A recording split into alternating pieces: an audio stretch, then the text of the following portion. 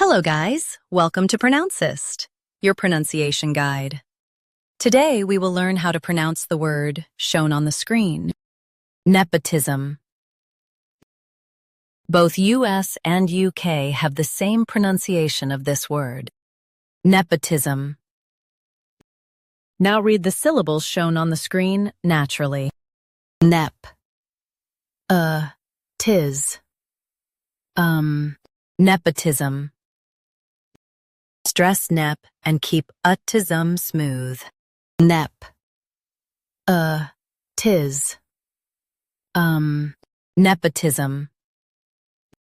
Stress nep and keep autism smooth. Nep. Tis. Nepotism. Stress nep and keep autism smooth. Nep. Tis. Nepotism. Practice repeatedly and you'll soon be able to say this word perfectly. The best way to practice is to repeat the syllable multiple times.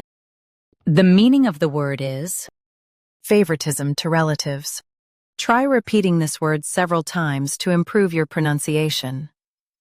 We post daily videos on useful and commonly mispronounced words to help you speak clearly and confidently. Like this video and subscribe to Pronouncist for more pronunciation guides. Thanks for watching us.